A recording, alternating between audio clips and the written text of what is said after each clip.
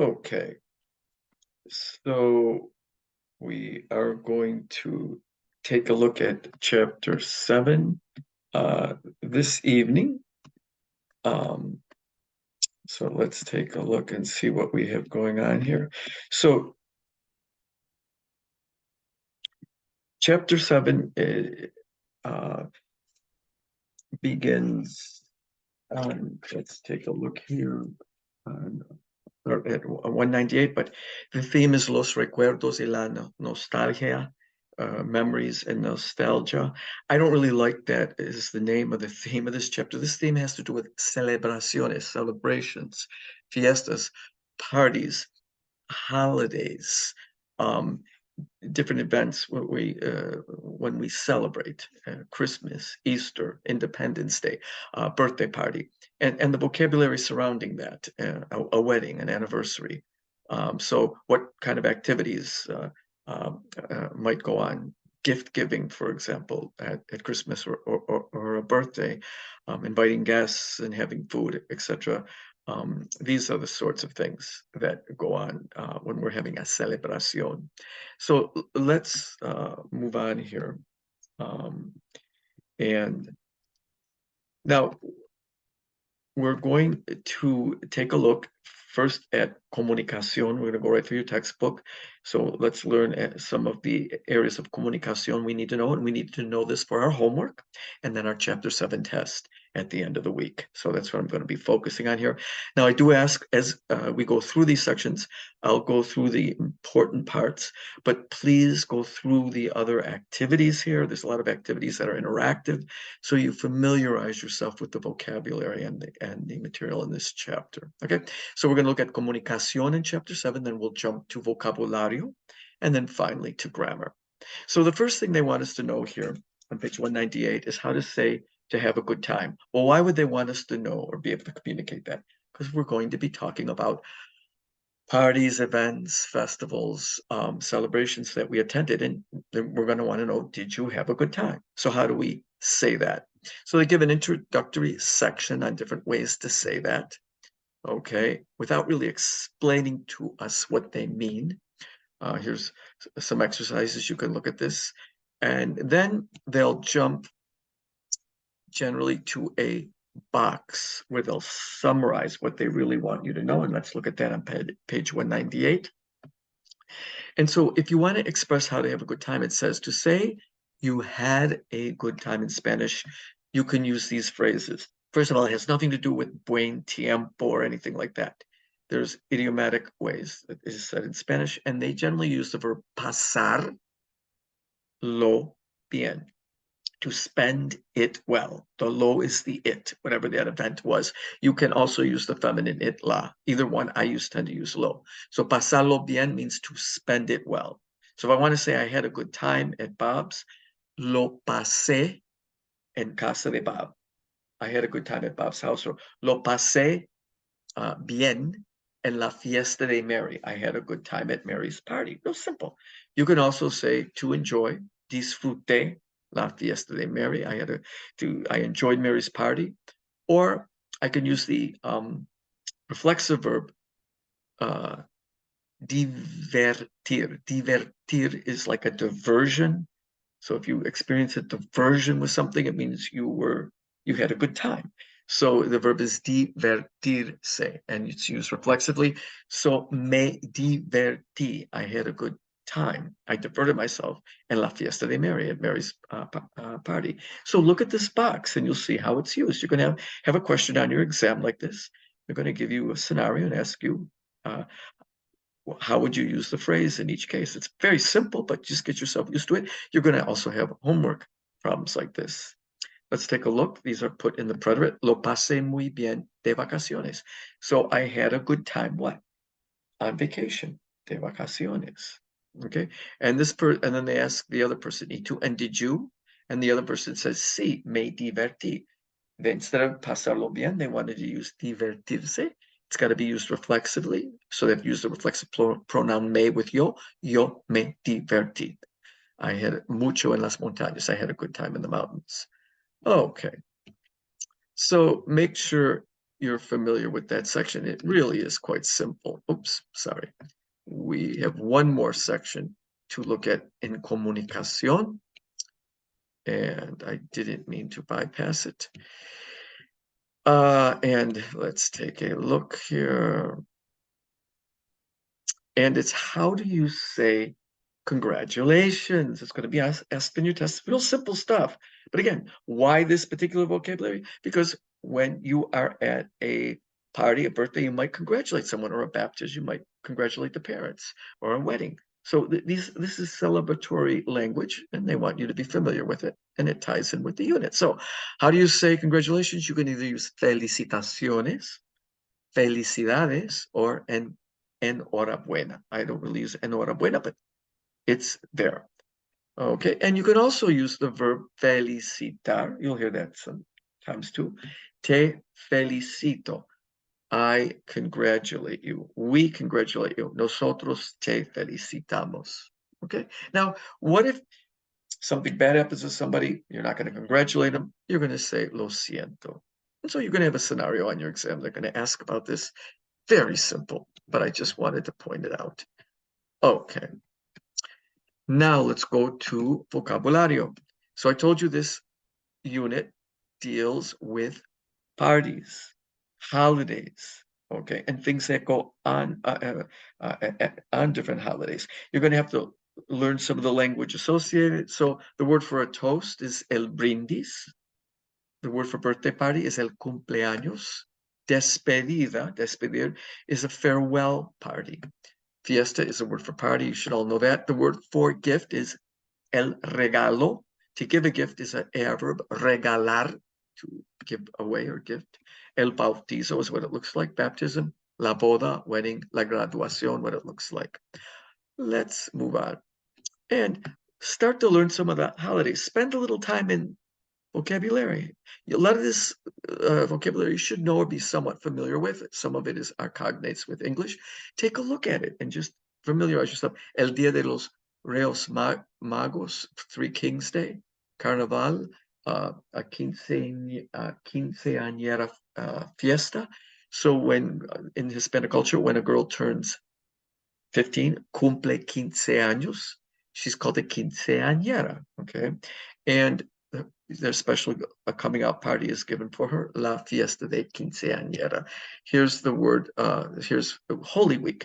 Now, they do celebrate Easter in Hispanic culture, and that's Pascua, La Pascua. But the most important part of the Easter season is the week prior. Holy Monday, Holy Tuesday, Holy Wednesday, Holy Thursday, Friday, and Saturday.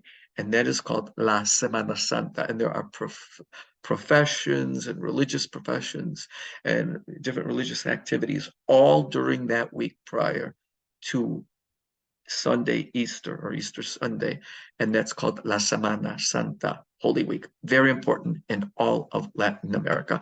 Independence Day, Dia de Muertos, there's the day of November 1st when in Mexico, in certain areas, they celebrate their ancestors that are passed on, and celebrations are carried out in a cemetery with food and just remembering and paying tribute to family members that have passed on. La Noche Buena is Christmas Eve. Noche Buena is actually more important in Hispanic culture than actually Christmas itself. There's more festivity on Noche Buena than you have. Christmas Day is usually quieter, La Navidad. And then Noche Vieja is the last day of the year, New Year's Eve. And New Year's Day is El Año Nuevo, very important days in Latin culture. Now, take a look at some of these terms here. Go through this on your own. Nacimiento del Niño Jesús. Nacimiento means the birth of the baby Jesus. Celebrar, to celebrate. They'll talk about different holidays.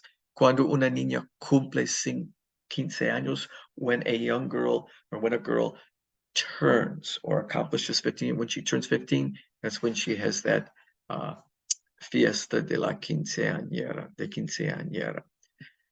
And they talk about the fiesta de quinceañera, and how they invite people. And so take a look at this, some of the things that may go on if you're having Independence Day, fuegos artificiales, fireworks. You may have a parade during a Independence Day, desfiles. Right.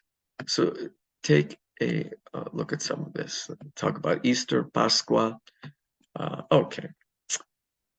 And there they give a little blurb on the term quinceañera, a girl who turns 15, and her party, coming of age party. Let's put it that way. Okay. Look through these. Familiarize yourself with the language and terms of celebration in Spanish. Let me see. What else did I want you to take a look at? Take a look at this here. This is in the vocabulario section at the beginning, connecting yourself with the Hispanic world. There'll be a little blurb on your test, and they're going to ask about the term un puente. When you have a holiday on a Thursday, then you get a long 4-day weekend, and it makes the weekend, they say, into a puente, like a bridge connecting 2 different weeks. And you'll just take a quick look at that. Okay, so go through the section on vocabulary. And then finally, estructura. Estructura, which on page 205 is really what I'd like to. So again, they'll start off a unit, whether it's comunicación or vocabulario, and they won't give much instruction. They'll give some examples, whatever they're going to talk about. So they start off giving an example of the imperfect tense. And that's what we need to learn about here, is the imperfect tense, how to form it. And this is on page 205 and 206. So let's look at the imperfect tense. The imperfect tense is a form of the past tense. Now, we already learned one past tense. It's called the preterite. El pretérito, it's a simple past. I walked, we talked, we ate. It's something that happened in the past. It's over and done with. It's not an ongoing action. Now we're going to learn the imperfect tense. Because to speak about a past event in Spanish, you need to know the preterite, but you also need to know the imperfect. It's a little different. And you will be jumping between the preterite and imperfect when you're talking about a past event. So we know what the preterite is. It's just a simple past. I walked, I talked, he sat. It's something that happened and is over and done with. The imperfect is a little different. It's something that happened in the past, but where it's not necessarily an action that ever ended. It's an action that went on periodically, regularly, cyclically, or constantly in the past. So it was kind of ongoing. All right. And the imperfect tense, let's take a little closer look at it and see how it forms. Okay. It says in here at the bottom, page 205, the imperfect is used when you want to portray an event as being in the past, but it's not important exactly when the event started or ended. Okay. So let's take a look. De niño, Carlos vivía en Honduras. As a child, Carlos used to live in Honduras.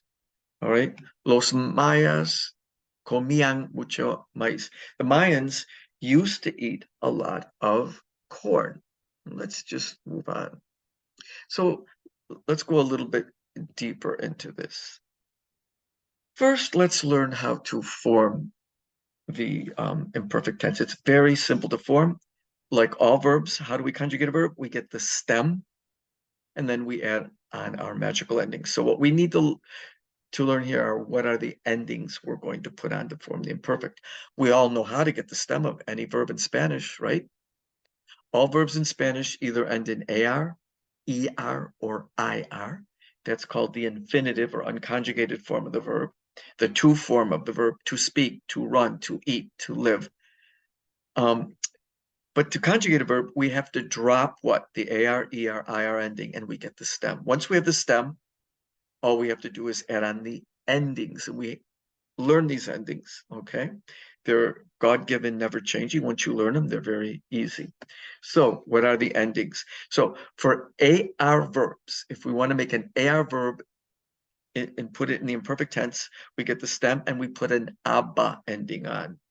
So what ending do we put on? What determines the ending we put on? The subject pronoun. So if yo is our subject pronoun, I get my stem of the verb. If it's hablar, I get habla, and I'm going to put on an ABA ending, hablaba. For tu, I'm going to put abas, hablabas, stem and ending, ABAS. For you, usted, or ella, or él, it's going to be aba, just like yo, él hablaba, ella hablaba. What about nosotros? It's going to be, it'll be habamos, habamos. I put that on, so hablábamos. And finally, for you all, or ellos, they, it's going to be aban, A-B-A-N. I don't know why they don't give it to you here, but that's what it is. So I get the stem of the verb. If it's an adverb, I put those endings on, and voila, I've got the imperfect. What about comer and vivir? A good thing, they both have the same endings in the imperfect, but they're not aba endings, they're ia endings. And when you write them, the I has an accent, so you get the stem and you add on ia or some combination. So for yo, it's yo comía. To, it's tu comías. He or she is the same as yo. Él comía. Nosotros is íamos. Nosotros comíamos. And they is ellos comían. Ian is the ending. And vivir the same way. Stem is viv. I put on my endings. Yo vivía. Tu vivías. Él vivía. Nosotros vivíamos. And ellos vivían. Ian is your ending. Okay. Just remember your I's. If you write them. When you're speaking, you would know it, but when you write them, you put an accent on the I. That's it. Now, what does the imperfect tense mean? So let's take hablar. Yo hablaba means I was speaking, okay? It's an ongoing or continuous act in the Spanish, so that's how we would translate it. Yo hablaba. Or another way to translate it into English is used to speak. So yo hablaba could mean I used to speak, or yo hablaba could mean I was speaking. That's it. If you can remember that, now you got a feel for it. It's a continuous or repetitive action in the past. Look at the to form. Tu hablabas means you were speaking or you used to speak. Nosotros hablábamos means we were speaking or we used to speak. Ellos hablaban, they were speaking or they used to speak. Let's look at vivir. Yo vivía, I used to live, or I was living. Tu vivías, I used to live, I'm sorry, you used to live or you were living. Él vivía, he used to live or he was living. Vivíamos, we used to live or we were living. Very simple. That's what it means. As opposed to I lived, I ate, I sat. It shows something that is going on over time in the past. Okay. That is basically what I wanted you to be aware of. Here they do some more conjugations. Learn this verb. Don't worry so much about the vos form. Again, vos is used in Uruguay and Argentina. You can go on and learn these. And in certain regional areas, regions within Costa Rica, Colombia, Central America, like Nicaragua, Honduras, Guatemala, you will hear vos used regionally. Okay. Then there's three, number 4 here, there's 3 irregular imperfect verbs. Please learn them. You have to memorize them. It's not stem and ending, just learn them. Iba. Yo iba means I used to go or I was going. Nosotros íbamos. We were going or we used to go. Again, shows a continuity or repetitive action in the past. To be, if I want to say I was a student, I used to be a student. Yo era estudiante. Yo era profesor. I used to be, or I was being. And then the verb ver. It's irregular because it's not stem and ia ending. That would be via. Okay, it's veía, and so it's considered irregular. So yo veía means I used to watch. Yo veía la televisión. I used to watch TV, or I was watching TV. Again, it's got that fluid meaning. So let's move on here. We all means there are 5 men. Hay 5 hombres. There were being 5 men. Había 5 hombres. That's the imperfect form. Okay, I think that does it.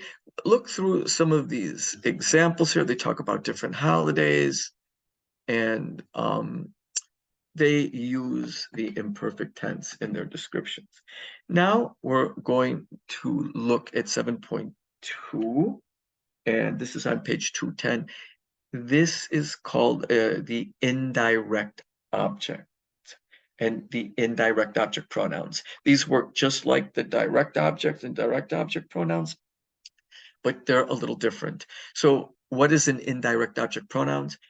It is a pronoun that means to whom or for whom is something done. I did it to him. I did it for her. I did it to us. I did it for them. He did it for me. Okay. I did it to you, for you. All right. It's called the indirect object. Okay. So we need to learn the indirect object pronouns, okay? And they're called los pronombres de objeto indirecto. Last unit, we learned that direct object pronouns. Now, these are the indirect object pronouns. So usually the indirect object will be a person for our sake, because it's something that it's something's been done for or to somebody. Okay, something has been made for somebody, or something has been given to or somebody. So the person who receives indirectly the action of the verb is the indirect object. All right. So I could say, I give Bob the gift. Well, the direct object is the gift. That's getting the direct. But to Bob, I made Mary a, I don't know, house. So I make Mary a house. The house is the direct object, but what's the indirect object? To or for whom is it done? It's Mary. She's the indirect object. Okay. So I want to be able now to not have to say to or for Bob, or to or for Mary, or to or for them, Mary and Bob. I want to be able now to use the indirect object pronouns. So let's look and see what they are. So it says here in actividades analíticas, now they'll discuss the topic in more detail. The words me, le, les, in para empezar, at the introduction, are indirect object pronouns. And so they said, add these words to the chart below. So here are your indirect object pronouns and what they mean. So they don't give them to you, but I'll give them to you now. So how do I say to or for me? What is the indirect object pronoun for me? It'll be me, me. What about for you, familiar? To or for you?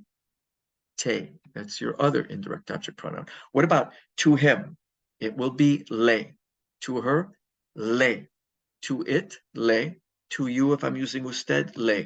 So now le is a new word for us, and it means to him, to or for her, to or for it, or if I'm using usted, to or for you.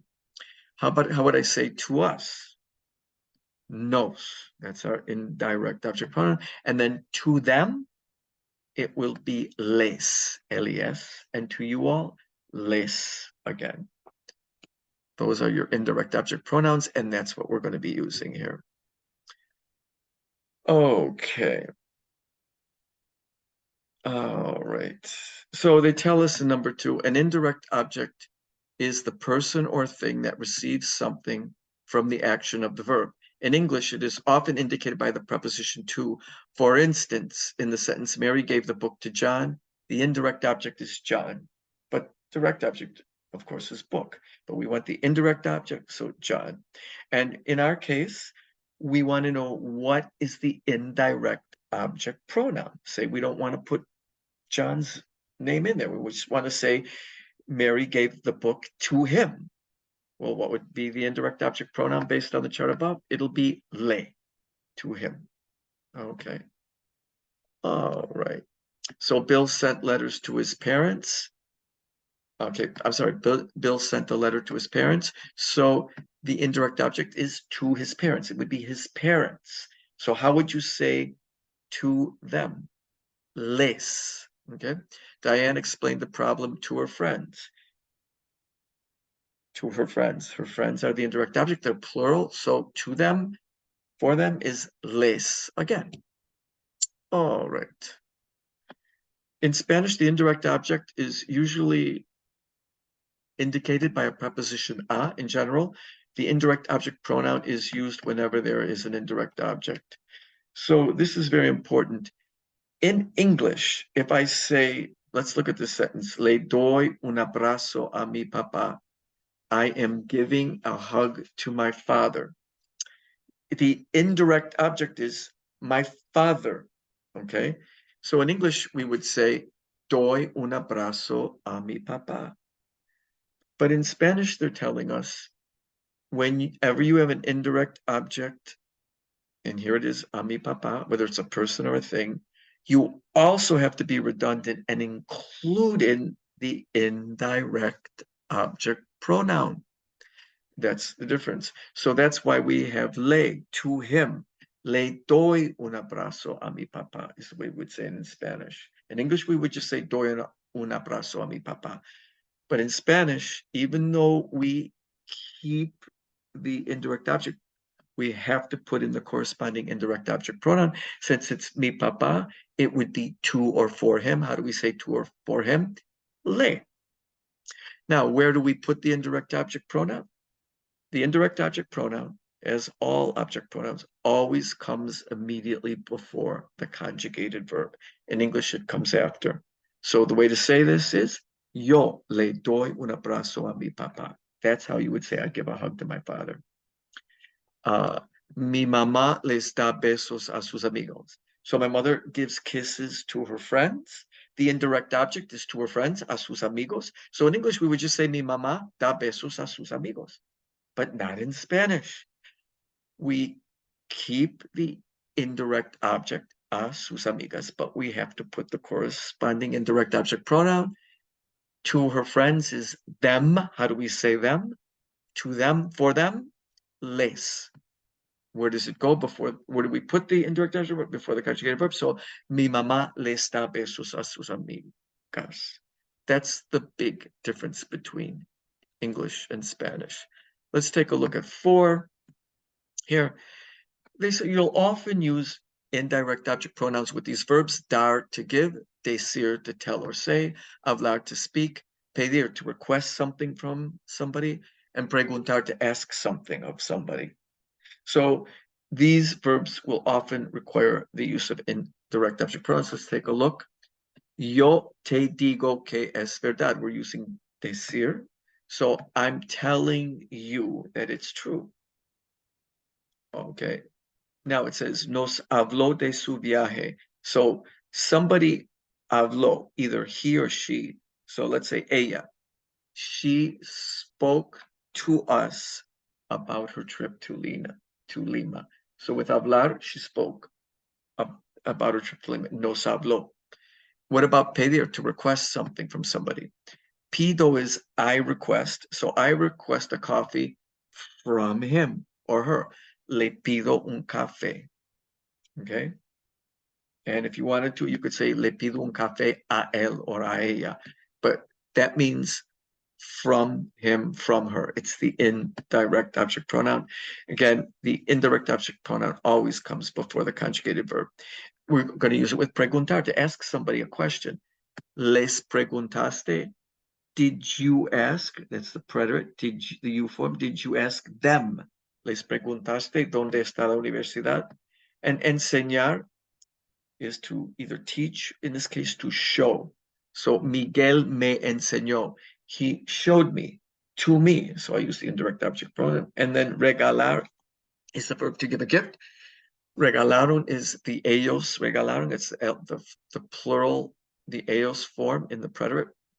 They gifted us un libro. They gave us a book. Okay, real quickly, I told you that the object pronoun, the indirect object pronoun, always comes before the conjugated verb. But just like the direct object pronoun, if you have two verbs, a conjugated verb and an infinitive, you can put the indirect object pronoun always before the conjugated verb. That's always correct. But now you have an option. If you have a second verb and it's an infinitive, you can attach it to the end of the infinitive. So le voy a preguntar algo, I'm going to ask him something, or voy a preguntarle algo, I'm going to ask him something, mean the same thing. And we can change the placement because we have a second verb, and the only other place we can put the object is attached to the end of the infinitive. Okay, so you can take a look at this. And again, they're reminding you here, remember the verb gustar? We use the indirect objects with the verb gustar. Maybe they weren't identified as such when you were at a lower level of Spanish, but those were the pronouns that we used when we used gustar. We did not use the subject pronouns. We did not say yo gusto, tú gustas, él gusta, nosotros gustamos. Never. We said me gusta, te gusta. He likes, le gusta. She likes, le gusta. We like was nos gusta. They like was les gusta. So we always used what? The indirect object pronouns. And that's all they're reminding you of here, just to refresh your memory. Okay, so you can look through some of these examples. Look through these examples with indirect objects. And then finally, the last thing they want us to know here in estructura is, what if we have a pronoun after a preposition? What happens there? And so, first of all, we have to know what a preposition is. And it's from, in, to, for.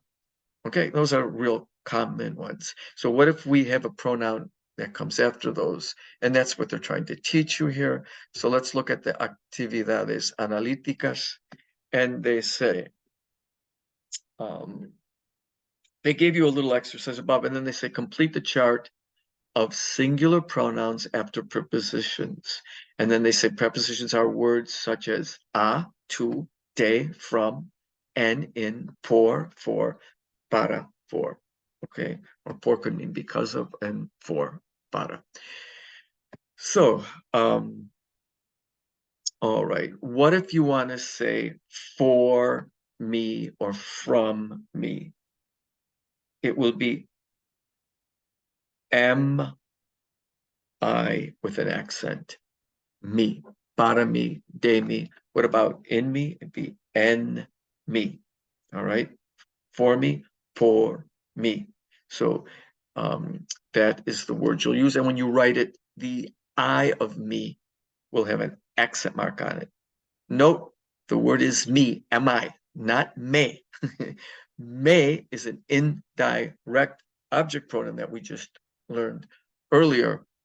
He gave me the gift. Él me dio el regalo. I was the indirect object. This is a pronoun me after a preposition, and it's going to be me, and it's spelled mi with an accent mark if you write it. What about you? For you, para, or from you, de, it's going to be ti, and that's it. Okay. And the pronouns me and ti are maybe thought of specialized forms of yo y tú. They're only used when they're the object of a preposition. So when they follow a preposition, that's when you use them. Okay. All right. Tengo un regalo para ti. Okay, vamos a hablar de ti. We're going to talk about, in this case, of you or about you, but it's a preposition, so you're going to use ti. They're going to talk about me. We're going to talk about me. Vamos a hablar de mí. So me and ti are used after prepositions. Notice for all of the other subject pronouns, those are what you use after prepositions. So for él, ella, usted, nosotros, vosotros, ellos, and ustedes, they don't change. They just keep their form after a preposition. So to him is a él, to her is a ella, to you is a usted. To us is a nosotros.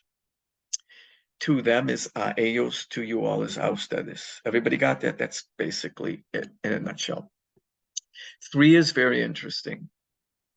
One of the prepositions, and it's the only one where this happens, the preposition con, with. When you want to say with me, it's not con me. With you is not con ti, unfortunately. You have to add a go on the end. So now with me is conmigo, with you is contigo. Okay. Con, of course, with all the other subject pronouns, él, ella, doesn't affect them at all. With him is con él. With you is con usted, if you're using usted. With us, it's con nosotros. With them, it's con ellos. And then they give you a few other prepositions in, which I already did, sin, without, sobre, about. Okay. All right. Let's see. You might want to take a quick look at here. You won't really be tested on this, but we learned that with the verb gustar, we only use the indirect object pronoun. So I like is me gusta, we like is nos gusta, they like is les gusta, use those indirect object pronouns. Well, there are gustar-like verbs, and here are some of them. There's more, but these are the major ones. Encantar, to enchant. Fascinar, to fascinate. Importar, to be important to. Interesar, to interest. Molestar, to bother. And parecer, to appear to. Those all require what? Indirect object pronouns. They're just like gustar. So me encanta, like it enchants me, is me encanta, not yo encanto. It's me encanta. It fascinates me is me fascina. It's important to us is nos importa. It's important to me is me importa. It's important to him, le importa. You do not use the subject pronouns with these. You use the indirect object pronouns, just like with Gustavo. It bothers him, le molesta. It bothers me, me molesta. It bothers us, nos molesta. It bothers them, les molesta. That's basically what they want you to know there. And I think that does it for chapter 7. I think the test, chapter 7, is fairly easy and straightforward. There's some reading passages or listening passages and short answer. So make sure you feel comfortable with the vocabulary. And you're going to have to do a few conjugations in the imperfect tense. Okay, so make sure you can, if you're given a verb infinitive, you can form the imperfect of it. And also make sure you know how to say congratulations to somebody. Make sure you're able to say, I had a good time. All right, there's going to be some questions on all those areas, and be able to use the indirect object pronouns. You know, I give Mary the book. Yo le doy el libro a Mary. Okay. I'm telling you the truth. Yo te digo la verdad. Okay. I give them the money. Yo les doy el dinero. All right, so make sure that you understand the indirect object pronouns and you know which ones to use when. I mean, it's pretty simple. Okay, to him, to her is le. Okay, to us is nos. To them is les. To or for them is les. To me, me. And to you or for you is te. I think this is very simple. So, um, I think that does it for this evening.